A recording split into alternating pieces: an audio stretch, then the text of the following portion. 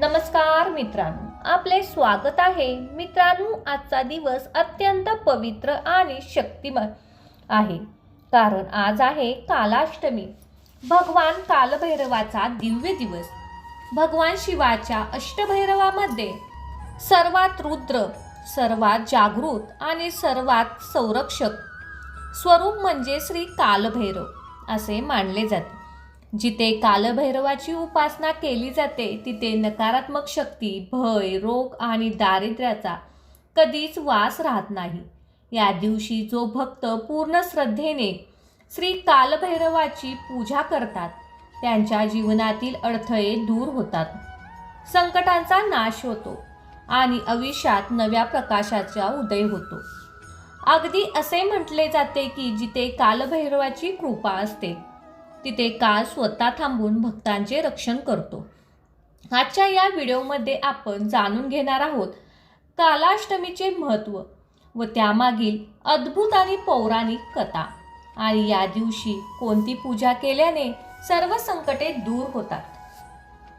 त्यामुळे मित्रांनो, ही कथा शेवटपर्यंत नक्कीच ऐका, कारण यात लपले आहे आध्यात्मिक शक्तीचे गूढ ज्ञान आणि जीवन बदलून टाकणारा संदेश. कथा सुरू करण्यापूर्वी जर तुम्ही या चॅनेलवरती नवीन असाल तर चॅनेलला सबस्क्राईब करा. अशाच भक्तिमय व्हिडिओसाठी बेल आयकॉनला दाबा. कमेंटमध्ये जय कालभैरव लिहायला विसरू नका. चला तर मग मित्रांनो, सुरुवात करूया आजच्या या अद्भुत आध्यात्मिक कथेला. काळाचा अधिपती, रक्षण करते, भय विनाशक भगवान कालभैरवाच्या दिव्य जन्मकापासून ओम नमः शिवाय, जय श्री कालभैरव. शिवशंकर आणि माता पार्वती यांना वंदन करून या कालाष्टमी व्रतकथेला आरंभ करूया. एका गावात शिवराम नावाचा एक गरीब आणि परम श्रद्धावान भक्त राहत होता. त्याची झोपडी अतिशय जीर्ण अवस्थेत होती. छताच्या अनेक ठिकाणी भोके पडली होती. पावसाचे पाणी गळू नये म्हणून शिवरावाने तिथे फाटक्या कपड्याचे तुकडे अडकवले होते. पोटभर अन्न मिळवण्यासाठी तो रोज जे मिळेल ते कष्ट करत असे. तरी त्यासुद्धा त्याच्या हृदयात भगवान शिव आणि त्यांचा रुद्र अवतार असलेल्या त्यांच्या प्रती कालभैरव यांच्याप्रती अपार श्रद्धा होती. शिवारामाची पत्नी लक्ष्मी हे दोघे देवभोळे होते, परंतु रोजच्या हाल अपेष्टा पाहून ती व्यतीत होई. त्यांना बहुतेक वेळा उपाशी झोपावे लागे. तरी शिवराम रोज पहाटे आणि संध्याकाळी आपल्या छोट्याशा देवाऱ्यात निरांजन पेटवून भोलेनाथांचे स्मरण करत असे. त्याचा दृढ विश्वास होता, महादेव एके दिवशी त्याची दैना दूर करतील. एके दिवशी पहाटे शिवराम प्रसन्न मनाने जागा झाला. आजचा दिवस त्याच्यासाठी खास होता. कालाष्टमी प्रत्येक महिन्यातील कृष्ण पक्षातील अष्टमी तिथीला हा दिवस भगवान शिवाच्या कालभैरव रूपाला समर्पित मानला जातो. या दिवशी उपवास करून कालभैरवाची विशेष पूजा करण्याची प्रथा आहे. शिवरामानेही आज कठोर उपवास करून मंदिरात जाऊन पूजा अर्चा करण्याचा निर्धार केला होता. शिवराम देवाऱ्यासमोर बसून मनोभावे प्रार्थना करत होता. तेवढ्यात लक्ष्मीचे डोळे उघडले. नवऱ्याला आज लवकर उठून भक्तीत लीन झालेला पाहून ती आश्चर्यचकित झाली. तिने मंद स्वरात विचारले, "आहो, आज एवढ्या लवकर काय विशेष आहे?" शिवरावाने हातातील अगरबत्ती देवाच्या लहान मूर्तीपुढे ठेवली आणि शांतपणे उत्तर दिले, "अगं, आज कालभैरवाची कालाष्टमी आहे. मी आज उपवास करणार आहे." लक्ष्मी उठून त्याच्याजवळ आली. तिने हळुवारपणे विचारले, "हो का?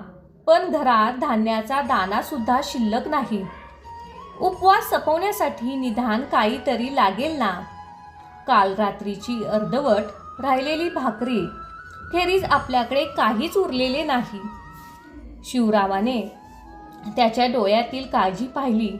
तो शांत हसत म्हणाला, काळजी करू नकोस. उपवास म्हणजे अन्न त्याग करून देवाची सेवा करणे. माझ्याकडे श्रद्धेचा आधार आहे. उरलेल्या भाकरीचा तुकडा आणि पाणी पुरेसे होईल प्रसादासाठी. भगवंताला भक्तीचा भाव महत्त्वाचा असतो. नैवेद्य मोठा की लहान असो त्यांना फरक पडत नाही. लक्ष्मीचे एक दीर्घ श्वास घेतला आणि देवाऱ्यापुढे हात जोडले. ती चिंता तूर स्वरात म्हणाली, मला माहिती आहे हो, पण तुमचं शरीर आधीच अशक्त झालं आहे. उपवास धरायला शक्ती पाहिजे. शिवराम उठून उभा राहिला आणि आपल्या पतीच्या खांद्यावर हात ठेवत प्रेमळ आवाजात म्हणाला, देव शक्ती द्यायतील. बघ, श्रद्धा असेल तर मार्ग आपोआप मिळतो. आजचा दिवस फार महत्त्वाचा आहे माझ्यासाठी. वर्षानुवर्षाची माझी एक मनोकामना आज भोलेनाथ त्यासमोर मांडणार आहे. लक्ष्मीने त्याच्या डोळ्याकडे पाहिले आणि जाणवले की शिवरामाच्या डोळ्यातील अथूट विश्वास चमकत आहे. तिने हळूच विचारले, काही विशेष मनोकामना आहे का? शिवरामाने देवाऱ्यातील शिवलिंगाकडे नजरेस पाहत आपल्या मनातील इच्छा व्यक्त केली. आपली ही गरिबी दूर व्हावी, आपल्या सुखाचे 2 घास मिळावेत आणि देव प्रसन्न होऊन आपल्या जीवनातील अंधार दूर करावा, हीच माझी मनोकामना आहे. लक्ष्मीने नम्रपणे मान डोलावली. ती हलकेच पुटपुटली, ही तर माझी पण प्रार्थना आहे. तिने आपल्या मनात कालभैरवाचा जप केला आणि नवऱ्याच्या मनापासून आशीर्वाद मागितला. इतक्यात बाहेरून दारावर टकटक टकटक झाली. शेजारचा रघु मोऱ्यावर हाक मारत होता, शिवराम आज कामावर येणार का नाहीस? सकाळपासून तुझी वाट पाहतो. शिवराम दारात आला. रघु भाऊ, आज माफ करा, मी उपवास ठेवतो आहे, त्यामुळे आज मजुरीवर येऊ शकत नाही. रघुने कपाळावर आटी घालून आश्चर्याने विचारले, काय रे, उपवासाने पोट भरते का? 2 वेळचे अन्न कमवायचे सोडून तू उपवासाकडे लागलायस? तुझी हालात आधीच हालाकीची आहे. शिवाय काम सोडून देवधर्म करत बसलास तर कसं चालेल? शिवरामाने नम्रपणे उत्तर दिले, देव काळजी घेईल. रघु भाऊ, आजचा दिवस माझ्यासाठी पवित्र आहे, म्हणून मी श्रद्धेने हे व्रत करतोय. रघुने मान हलवली आणि शिवरामाची आढळ असता पाहत तो हात झटकत निघून निघाला. तुझा देव बी मला काही कळत नाहीत. मला तर पोटाची खळगी महत्त्वाची आहेत. संध्याकाळी उपाशी राहून बेशुद्ध पडलास तर मला दोष देऊ नकोस. रघुच्या बोलण्याचा उपहास होता. शिवराम मात्र शांत राहिला. त्याने मनातील देवावरचा विश्वास अजून मजबूत केला आणि घराचे दार लावून पुन्हा देवाऱ्यावर देवासमोर प्रार्थनात लीन झाला. त्या दिवशी सकाळपासून शिवरामाने अन्नाचा कणही घेतला नाही. झोपडीबाहेर अंगणातल्या तुळशी वृंदावनाजवळ त्याने एक अखंड दिवा तेवत ठेवला होता. सकाळची कोवळी बुने फुलपाखरासोबत अंगणात खेळत होती, पण शिवरामांचे चित्त मात्र देवचरणी पूर्ण लीन झाले होते. उपवासाच्या निर्णयाचे कठोर पालन करत तो शिवाची स्तुती गीते गुणगणत होता. लक्ष्मीने घरका मुरका घेतला आणि मग ती शिवरामाजवळ बसून मनापासून देवाला प्रार्थना करू लागली की आजचा दिवस सुखरूप जावो. दुपार होत आली तसे उन्हाची तीव्रता वाढली, पण शिवराम आपल्या तयारीत दंग होता. उपवासाला मोठे महत्त्व असल्यामुळे तो निश्चित सोहळ्यात राहून देवकार्य करत होता. अंगणातल्या झाडाखाली पडलेली फुले, वाटेवर आढळलेली जांभळी वनफुले त्याने वेचली. एक रिकामा मातीचा कलश घेऊन तो नदीवर गेला. थंड प्रवाहित पाण्याने त्याने कलश भरून घेतला. आजची पूजे अर्चेसाठी पवित्र जल हवे होते. नदीच्या काठावर त्याने हर हर महादेव असा जयघोष केला आणि भलत्याच नीरव वातावरणात त्याचा आवाज घुमला. उन्हाने मस्तक चढले होते. उपवासामुळे शिवरामाला किंचित भोवळ येण्यासारखे वाटू लागले. तो नदीकाठाच्या एका झाडाखाली क्षणभर सावलीत बसला. भोलेनाथ भोलेनाथ मला शक्ती दे, त्याने मनात प्रार्थना केली आणि होठावर ओम नमः शिवाय हा जप सुरू केला. त्या नामस्मरणाने त्याच्या मनाला नवचैतन्य प्राप्त झाले. थोडा विसावल्यानंतर शिवराम उभा राहिला आणि गोळा केलेली सामग्री घेऊन घरी परतला. सूर्य कलत आला. शिवराम घरी परतला. त्याच्या हातात फुले आणि बेलपत्राने भरलेले एक लहान गाठोडे होते, तर दुसऱ्या हातात पवित्र जलाने भरलेला तांब्या होता. लक्ष्मीने दार उघडताच त्याने आत येण्यास मदत केली. पावसामुळे उपासामुळे शिवराम थकलेला दिसत होता, पण त्याच्या चेहऱ्यावर समाधान होते. लक्ष्मीने त्याच्या हातातून फुलाचे गाठोडे घेतले आणि प्रेमाने म्हणाली, आता थोडा विसावा घ्या. दिवसभर काही खाल्लं नाही. काम करून आणखी अशक्त वाटू लागेल. मी ठीक आहे, शिवराम हसत म्हणाला. देवाची तयारी अधुरी ठेवू कसा? काय विसावा घेऊ? ती फुलं पाण्यात वाटीत ठेव, म्हणजे संध्याकाळी परत ताजी राहतील.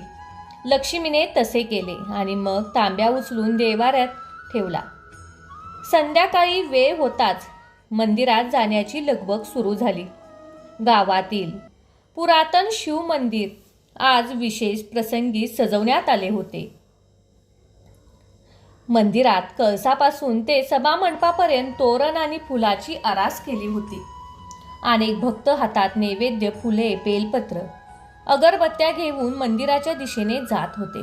शिवराम आणि लक्ष्मी ही तयार होऊन आपल्या छोट्या पूजा सामग्रीसह मंदिराकडे निघाली. लक्ष्मीने अंगावर जुने पण स्वच्छ साडी नेसली, तर शिवरामाने शुभ्र धोतर परिधान केले. दोघेही पवित्र भावनेने भरले होते. मंदिर पोचल्यावर त्याने प्रथम गाभाऱ्यात जाऊन भगवान शिवाचे दर्शन घेतले. शिवलिंगासमोर कालभैरवाची एका दगडी मूर्ती ठेवली होती, ज्या भोवती दिव्य आरास होती. भैरवाच्या मूर्तीत रूप, हातातील त्रिशूल, दंड गळ्यात, नरमुंडाला आणि चरणाखाली दाबलेला एक राक्षस दिसत होता. शेजारी एक श्वसनाची छोटी प्रतिमा ठेवली होती. ही दृश्य पाहून शिवरामाचे हृदय भक्तिभावाने भरून आले. त्याने आणलेली बेलपत्रे, फुले आदराने शंकर आणि कालभैरवाच्या चरणी अर्पण केली. लक्ष्मीने दिवा प्रज्वलित करून देवासमोर ठेवला. तोवर पुजारी गुरुजी आरती सुरू केली. टाळ, घंटानाद आणि ओम कालभैरवाय नमः यांचा गजर मंदिरात घुमू लागला. शिवराम व लक्ष्मीचे डोळे मिटून हात जोडून त्या मंगल आरतीत लीन झाले. आरतीनंतर सर्व भक्त मंडळी देवळाच्या आवारात कथा ऐकण्यासाठी बसले. गुरुजी मध्यभागी बसून कालभैरव अवताराची पौराणिक कथा सांगू लागले. गुरुजी कथा सांगू लागले त्यात सांगितले की पुराणात अशी कथा आहे. एकदा ब्रह्मदेव, विष्णू आणि महादेव यांच्यात कोण श्रेष्ठ आहे यावरून वाद झाला. ब्रह्मदेव अभिमानाने म्हणाले की मी सृष्टीची निर्मिती केली, म्हणून मी सर्वात श्रेष्ठ. त्यावर विष्णू शांतपणे बोलले, प्रभू, जरी आपण सृष्टी निर्माण केली तरी पालनपोषण मी करतो. माझ्याविना हे जग चालू शकत नाही, त्यामुळे मीही तितका श्रेष्ठ आहे. महादेव दोघेची म्हणणे शांतपणे ऐकत होते. वाद विकोपाला जाऊ लागला तेव्हा सर्व देवतांनी मिळून एक उपाय योजला. भगवान शिवानी आपल्या त्रिनेत्रातून एक तेजस्वी अग्निस्तंभ प्रकट केला, जो आकाशातून पाताळापर्यंत पसरला होता. शिवानी प्रस्ताव ठेवला की या दिव्य ज्योतीच्या शेवटपर्यंत जो पोचेल तोच खरा श्रेष्ठ ठरेल. हे ऐकताच ब्रह्मदेव आणि विष्णू त्या अग्निस्तंभाचा शेवट शोधायला दोन दिशांनी निघाले. विष्णूने विरहा म्हणजेच डुक्कर रूप घेतले, तर पृथ्वीचा अंतर्भाग शोधू लागले. ब्रह्मदेवाने हंसाचे रूप धारण केले आणि आकाशाच्या अच्युत टोकावर जाऊन ज्योतीचा शिरोभाग पाहू लागले. दीर्घकाळ प्रयत्न करूनही विष्णूंना त्या दिव्य ज्योतिमय स्तंभाचा तळ गाठता आला नाही. ते ठोकून परत आले आणि विनम्रतेने पराजय स्वीकारला. दुसरीकडे ब्रह्मदेव जिंकण्यासाठी तत्पर होते. बराच वेळ शोधूनही शिरोभाग सापडला नाही. तेव्हा त्यांनी एक युक्ती केली. त्यांना आकाशातून एक केतकीचे फूल खाली पडताना दिसले. ब्रह्मदेवानी ते केतकीचे पुष्प हातात घेतले आणि विजयी मुद्रा धारण करून सभेत परतले. सभेत विष्णू पराजय स्वीकारून बसले होते. तेव्हा ब्रह्मदेव गर्वाने उठून म्हणाल, मी या दिव्य ज्योतीचा शेवटपर्यंत जाऊन आलो आहे. हाच त्याचा पुरावा. आणि हातातील केतकीचे फूल दाखवले. ते पाहून भगवान शिवांना हस्ताची खात्री पटली. ते रागाने कापू लागले. शिवाने ब्रह्मदेवाकडे तिरस्काराने पाहिले आणि कठोर स्वरात उद्भवले, ब्रह्मदेवा, तू अहंकारापोटी असत्य बोललास. त्यामुळे आजपासून या सृष्टीवर तुझे कोणीही पूजन करणार नाही. त्यांनी ब्रह्मदेवाच्या पूजन करणार नाही. ब्रह्मदेवाच्या हातातील केतकीचे पुष्पाकडे बोट दाखवत धिक्कारले. या केतकीच्या पुष्पाने देखील असत्याला साथ दिली आहे. त्यामुळे आजपासून पूजेत या फुलाचा वापर पूर्णपणे निषेध असेल. ही शिवाशाप ऐकताच सभेत एकच कुजबूज सुरू झाली. तरीही ब्रह्मदेव शांत होईना. ना शापाच्या संतापाने ते महादेवांना उद्धटपणे बोलले, शिवा, तू माझा अपमान केलास. मी विश्वनिर्मिती असताना मला हरवण्याचा प्रयत्न कसा काय करू शकतोस? या शब्दांनी महादेवांचा संताप अनावर झाला. अपमान आणि असत्य त्यांना अजिबात सहन केले नाही. क्षणार्धात शिवानी अंत्य रुद्ररूप धारण केले आणि आपल्या अंगातून एक भीष्म शक्ती प्रकट केली. त्या नवप्रकट देवतेचे वर्ण गंधक करुणासारखे काळे होते. डोळे लाल भडक होते. हातात दंड आणि त्रिशूल होता. एका विशाल श्वसनावर आराधूर झाला होता. हे भगवान शंकराचे उग्र रूप होते. कालभैरव प्रकट झाल्याबरोबर सर्व देवता भयभीत झाले. आपल्या अवताराचा उद्देश साधण्यासाठी कालभैरव थेट ब्रह्मदेवाकडे झेपावला आणि एका प्रहात त्यांनी ब्रह्मदेवाचे 5वे मस्तक धडापासून वेगळे केले. ब्रह्मदेव आता उरलेली 4 मुखांनी स्तब्ध शब्द उभे राहिले. त्यांनी आपल्या अपराधाची जाणीव झाली. त्यांनी हात जोडून कापत्या स्वरात प्रार्थना केली, महादेवा, माझी चूक झाली, मला माफ करा. भगवान शंकरांनी तात्काळ आपले सौम्य रूप धारण केले. त्यांनी ब्रह्मदेवांना शांत केले व त्यांनी अपराध माफ केला. लज्जित ब्रह्मदेवाने विष्णूचे श्रेष्ठत्व मान्य केले. तरीही कालभैरव ब्रह्मदेवाच्या वधाने ब्रह्महत्येचे पातक लागले होते. कालभैरवाच्या हातातील ब्रह्म कपल काटलेले शिर खोपडी त्याच्या हस्ताला चिटकली होती. त्या पापातून मुक्तीसाठी भगवान शिवानी कालभैरवाला सर्व तीर्थक्षेत्रे भ्रमण करण्यास सांगितले. शिवाज्ञा मानून कालभैरव दीर्घकाळ सर्व तीर्थक्षेत्रे भ्रमण करू लागले. उत्तरेकडील हिमालयातील बद्रीनाथ, केदारनाथपासून दक्षिणेकडे रामेश्वरपर्यंत, पश्चिमेकडे द्वारकेपासून पूर्वेकडे जगन्नाथपुरीपर्यंत त्यांनी असंख्य स्थानाची पवित्र यात्रा केली. तरीही ब्रह्महत्या पातक त्यांच्या मागे पडले नव्हते. शेवटी कार्तिक कृष्ण अष्टमीच्या दिवशी त्यांनी पावन काशीनगरीत प्रवेश केला. त्या पवित्र भूमीत पाऊल ठेवतात कालभैरवाच्या हातातील ब्रह्मकपल खाली पडले, तुकडे झाले आणि ते पातकातून मुक्त झाले. त्या क्षणी भगवान शिव प्रकट झाले व त्यांनी कालभैरवाला काशीचे रक्षक म्हणून नेमले. तेव्हापासून कालभैरवांना काशीत कोतवाल म्हटले जाते. आजही कोणी वाराणसी, काशी विश्वनाथाचे दर्शन घेण्यासाठी गेल्यास कालभैरवाच्या मंदिरात जातात, परत नाही. गुरुजींनी कथा समाप्त करताच सांगितले की भगवान शिवाच्या या रुद्र अवतारामुळे त्यांना कालभैरव हे नाव मिळाले. त्या उपासनेचे भक्तीने सर्व भय अडथळे दूर होतात असेही मानले जाते. कालाष्टमीच्या दिवशी जो भक्त श्रद्धेने उपवास करून कालभैरवाची पूजा व कथेचे श्रवण करतो त्याच्या आयुष्यातील दुःखे दूर होतात आणि त्याला भगवान शिवाची विशेष कृपा लाभते. कथा ऐकून सर्व भक्त जय कालभैरव, हर हर कालभैरव, हर हर महादेव असा जयघोष करू लागले.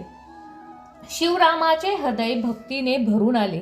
त्याच्या डोळ्यात आनंद तरळून त्याने लक्ष्मीने पुन्हा एकवार कालभैरवाला वंदन केले. त्यानंतर गुरुजींनी प्रसाद वाटप केला. शिवराम लक्ष्मीला प्रसाद म्हणून थोडासा गोड शिरा आणि पंचामृत मिळाले. शिवरामाने तो प्रसाद तसाच आपल्या वाटीत ठेवला. तो मनात ठरवत होता की घरी देवाच्या प्रतिमेसमोर नैवेद्य दाखवून मग दोघेंनी तो प्रसाद घेतील. रात्र पूर्णपणे पडली होती. शिवराम आणि लक्ष्मी मंदिरातील पूजा आणि कथा श्रवण करून घरी परतू लागले. आकाशात चंद्र लपलेला होता आणि तारे टपटप चमकत होते. गावातील रस्त्यावर अजूनही कोणी दिवे लुकलुकत होते आणि कुत्र्यांच्या भुकण्याचा आवाज दूरवर येत होता. लक्ष्मीने प्रसादाची वाटी हातात धरली होती. ती शिवराम पाण्याचा तांब्या घेऊन चालला होता. दिवसभर उपवास असल्यामुळे नवऱ्याची चिंता तिला वाटत होती. आता घरी पोचलो की आधी प्रसाद घेऊया आणि उपवास सोडा. सारा दिवस काहीच खाल्लं नाही, अंगात शक्ती उरलेली नाही. शिवराम हसत म्हणाला, अगं घरी पोचलो की आधी देवाला नैवेद्य दाखवू, मग एकत्र प्रसाद घेऊ. भोलेनाथाच्या कृपेने आजचा दिवस किती छान पार पडला. दोघेही अंधाऱ्या रस्त्यात चालत असताना अचानक जवळपास कोणीतरी व्याकुळ किरकिरण्याचा आवाज आला. शिवराम थांबला. ऐकलंस का? त्याने लक्ष्मीला विचारले. रस्त्याच्या कडेला एका झोपडी शेजारी एक अंगकाठीने अत्यंत कृश असा काळा कुत्रा पाहायला मिळाला. तो अर्थसुरात कुडकुडत होता, जणू मदतीची याचना करत होता. लक्ष्मी भीतीने शिवरामाच्या मागे सरकली. तो कुत्रा आपल्यावर हल्ला तर करणार नाही ना? ती घाबरून फुटफुटली. भिवू नको, शिवरामाने तिला समजवले. बघ ना, हा बिचारा भुकेला आहे, जखमी दिसतोय. त्याला तो हळूच पुढे गेला. कुत्रा शिवरामाला जवळ येताना पाहून थोडा मागे सरकला, पण भुंकणं थांबवलं आणि ओलसर डोळ्यांनी त्याच्याकडे बघत होता. शिवरामाने पुन्हा कुत्र्याच्या पुढच्या पायाला जखम झाली होती. ती इतका खुश झाली होती की त्याच्या बरकड्या मोजता येत होत्या. कदाचित तो बराच काळ उपाशी असावा. त्या प्राण्याची दयनीय स्थिती पाहून शिवरामाचे हृदय करुणा दाटून आली. शिवरामाने सौम्य आवाजात हाक मारली, ए बाळा, इथे ये. त्याने हात पुढे करून प्रेमाने कुत्र्याला जवळ बोलावले. आश्चर्याने गोष्ट म्हणजे कुत्रा पळून गेला नाही. तो हळूहळू शिवराम जवळ येऊ लागला आणि आपली शेपटी हलवू लागला. जणू त्यालाही कळाले की हा मनुष्य त्याचा तिरस्कार करणार नाही. शिवरामाने आपल्या अंगावरील जुना गमछा फाडून त्याचा एक तुकडा घेतला आणि त्या तुकड्याने कुत्र्याची जखम हलकीशी स्वच्छ केली. बिचारा, तुला आता आराम पडेल, तो कुत्रा शांत करत म्हणाला. लक्ष्मी काही अंतरावर उभी राहून सगळं पाहत होती. तिची भीती आता कमी झाली होती आणि तिला आपल्या नवऱ्याच्या दयाळू स्वभाव बघून अभिमान वाटत होता. शिवरामाने आता लक्ष्मीच्या हातातील प्रसादाची वाटी घेतली. त्याच्या मनात आले की कदाचित परमेश्वराने तुझी श्रद्धा तपासण्यासाठी या मुख्या जीवाला माझ्यासमोर पाठवले आहे. दिवसभराच्या उपवासानंतरही त्याने तो पहिला घास स्वतःच्या तोंडात न घालता त्या उपाशी कुत्र्याच्या तोंडावर धरला. हे बघ बाळा, त्या कुत्र्याला प्रेमाने खाऊ घातले. कुत्र्याने आधी संकोचपणे, नंतर चटकन तो गोड प्रसादाचा घास चाटून खाल्ला. शिवरामाने त्याच्या वाटीत उरलेले काही थेंब पाणी कुत्र्याला पाजले. भुकलेल्या व तहानलेल्या प्राण्यांना ते पाणी पिऊन टाकले. तुम्ही तुमचा प्रसाद त्या देताय? लक्ष्मीने आश्चर्य विचारले. तुम्ही अजून काही खाल्लं नाहीत. शिवरामाने कुत्र्याच्या डोक्यावरून हात फिरवला. ममतेने उत्तर दिले, हा सुद्धा देवाचेच रूप आहे असं समज. कालभैरवाचे वाहन कुत्रा आहे असं गुरुजी सांगत होते ना. आज आपण ही कथा ऐकली म्हणून या भटक्या जीवाला अन्न पाणी देणे म्हणजेच खुद्द भगवानालाच देणे आहे. बघ किती भुकेने खाऊन टाकले, पिऊन टाकले. बिचाऱ्या कुत्र्याने आता शांत झाला होता. तो जणू कृतज्ञता व्यक्त करत शिवरामाच्या हाताला आपली ओलसर जीभ लावून चाटू लागला आणि शेवटी जोरात हलवली. शिवरामाने त्याच्या अंगावरून हात फिरवला. लक्ष्मीच्या डोळ्यातील आता त्या मुक्या जीवाबद्दल स्नेह उमटला. ती पुढे येऊन म्हणाली, हा बिचारा भटका प्राणी आहे. आपण त्याला घराबाहेर अंगणात आश्रय दिला तर निदान आजची रात्र तरी पोटभर आणि निवांत जाईल. शिवरामाने तडतडीने मान लावली. नक्कीच देवाने आपल्याला जमेल तितकी सेवा करायला सांगितली. आपण याला थोडेसे प्रेम दिले तर महादेव आपल्याला अधिक प्रसन्न होतील. त्यांनी त्या कुत्र्याला सोबत घेतले आणि आपल्या झोपडीपाशी आले. झोपडीच्या मागील अंगणात एका कोपऱ्यात त्यांनी काही कोरडे गवत पसरले आणि पाण्याने भरलेले एक मडके ठेवले. शिवरामाने स्वतःची जुनी फाटकी शाल काढून त्या कुत्र्यावर पांघरली. कुत्रा प्रेमाने त्याच्याकडे पाहत होता, जणू मुख्ख आशीर्वाद देत होता. बघा, या लेकराला आज पोटभर अन्न पाणी मिळाले, लक्ष्मी समाधानाने म्हणाली. त्यामुळे भोलेनाथ आपल्याला नक्कीच प्रसन्न होतील. दोघांनी त्या कुत्र्याला आपल्या कुटुंबाचा एक भाग मानून शुभरात्री म्हटले आणि मग झोपायला आपल्या झोपडीमध्ये गेले. पुढच्या पहाटे सूर्योदयाच्या आधी शिवरामाची झोप एका खसखटण्याने मोडली. बाहेर अंगणात काहीतरी खणल्याचा आवाज येत होता. तो पटकन उठून बाहेर आला. बघतो तर काय, अंगणातील तुळशी बंधाजवळ तो कुत्रा आपल्या पंजाने माती खोदत होता. शिवरामाने जवळ जाऊन पाहिले तर त्या जागी जमिनीत काहीतरी मडक्यासारखे दडले त्याला दिसले.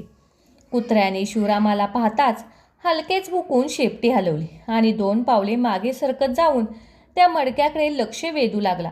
शिवरामाला हाक मारत लक्ष्मीला उठवले आणि दोघांनी मिळून हातातील त्या जागी मऊ माती बाजूला सारली. लवकरच जमिनीतील गुडलेले एक मटके प्रकट झाले. त्या भांड्यावर मातीचे घट्ट ताण सुकले होते. शिवरामाने आधीरतेने ते मडके उघडले. त्यात पाहतात दोघांची डोळ्याची पारणे फिटली. मणक्याच्या आत सोन्याचे अनेक नाणी आणि प्राचीन काळचे दागिने होते. ऐश्वर्याने तेजाने दोघेही थक्क झाले. क्षणभर त्यांचा विश्वास बसेना की हे वास्तव्य आहे की स्वप्न. लक्ष्मीने अलगद शिवरामाच्या हातातील चिमटा घेतला. शिवरामाच्या डोळ्यातील आनंद अश्रू दाटून आले. भोलेनाथाची अनंत कृपा. लक्ष्मीने ओक्साबोक्सी रडायला सुरुवात केली. एवढे सोने आणि धन आपल्यासारख्या गरिबाला कधी स्वप्नातही पाहायला मिळाले नसते. कालभैरवाने आपल्यावर कृपा केली. शिवराम भावुक होत म्हणाला. त्याने अंगभर नजर फिरवली आणि कुत्र्याचा काहीच मागोसा नव्हता. काल रात्री ज्याला त्यांनी आश्रय दिला तो कुत्रा रहस्यमय रीतीने अदृश्य झाला होता. फक्त मातीवर त्याची पावलेची ठसे दिसत होते. तुळशीपाशी जाऊन नाहीसे झाले दिसले. शिवरामाच्या मनात तीव्रतेने आला. हा साधा कुत्रा नसून भगवान कालभैरवाचा कुत्र्याच्या रूपात येऊन आपली परीक्षा पाहिली आणि शेवटी वरदान दिले. शिवराम आणि लक्ष्मी दोघेही त्या सोन्याच्या प्राप्तीपुढे तुळशी वृंदावनाजवळ नतमस्तक होऊन भगवान शंकराच्या शिवलिंगाला सुवर्ण मुकुट अर्पण केला आणि मंदिरासाठी एक मोठे कश्यघंटा भेट दिली. उरलेल्या संपत्तीत त्यांनी आपली जीर्ण झोपडी दुरुस्त करून ती नीटसकट घरकुल उभारले. तसेच उदरनिर्वाहासाठी त्यांनी एक बैलजोडी, थोडीशी जमीन खरेदी करून उत्पन्नाचे साधन पक्के केले. जीवनातील गरजा पूर्ण झाल्यावर पुष्कळ धन उरले आणि ते त्यांनी कालभैरवाची कृपा समजून जपून ठेवले. त्याच वर्षी दिवाळीमध्ये त्यांनी गावातील अनेक गरजू लोकांना अन्न वस्त्राचा दानधर्म केला. तरीही एक गोष्ट त्यांच्या आयुष्यात अपूर्ण होती. त्यांच्या पोटी अपत्य नव्हते. तथापि काही महिन्याने परमेश्वराने ही कमतरता देखील पूर्ण केली. पुढच्या वर्षी श्रावण महिन्यात लक्ष्मीने एका गोंडस पुत्राला जन्म दिला. या छोट्या बालकाचे नाव त्यांनी शंकर ठेवले. तेही वरदान भोलेनाथ कालभैरवाच्या कृपेने फलच असल्याचे मानून शिवराम आणि लक्ष्मी देवाबद्दल अधिकच कृतज्ञ झाले. शिवरामाला मिळालेल्या या अनोख्या वरदानाची वार्ता सर्व गावात पसरली. लोक आश्चर्यचकित झाले, परंतु शिवरामाने या सर्वाचे श्रेय भगवान कालभैरवांना दिले. त्याच्या कथेतून प्रभावित होऊन गावातील बऱ्याच जणांनी कालाष्टमीचा उपवास आणि पूजा करण्यास सुरुवात केली. शिवराम आणि लक्ष्मी यांच्या जीवनात आता सुख, समृद्धी, शांती नांदत होती. पण त्यांनी आपल्या साधेपणा आणि परमेश्वरावरची श्रद्धा मुळी सोडली नाही. शिवराम पूर्वीप्रमाणे दर महिन्यातील कालाष्टमी उपवास करी आणि लक्ष्मी त्याने संगतीने भक्तिभावाने पूजा अर्चा करी. त्यांनी एक गरीब भटक्या कुत्र्याला आश्रय देऊन जे दयाभाव दाखवला होता त्याने आयुष्यभर जपला. त्याच्या घरी अंगण नेहमी भटक्या जीवांना आधार देण्यासाठी खुले राहिले, कारण त्यांच्या मते सर्व जीवामध्ये मदत करणे म्हणजे ईश्वर सेवा होय. अशा प्रकारे एक गरीब भोळ्या भक्ताने कालाष्टमी व्रत निष्ठेने पाळले, म्हणून त्या देवीची अपार कृपा मिळाली. शिवरामाने ही कथा गावकरी आजही आदराने ऐकतात. या कथेत आपल्याला शिकायला मिळते की श्रद्धा, भक्ती, परोपकाराची परीक्षा देव कधी घेतो, पण शेवटी ती आपल्या भक्ताचे कष्ट आणि निष्ठेला न्याय देतो. कालभैरव वास्तव्यात भक्तांच्याच रक्षणासाठी आहे. जेव्हा आपण परम श्रद्धेने स्मरण करतो तेव्हा तो आपल्या सर्व संकटातून सुटका करून जीवनात आनंद भरतो. जय कालभैरवाय नमः.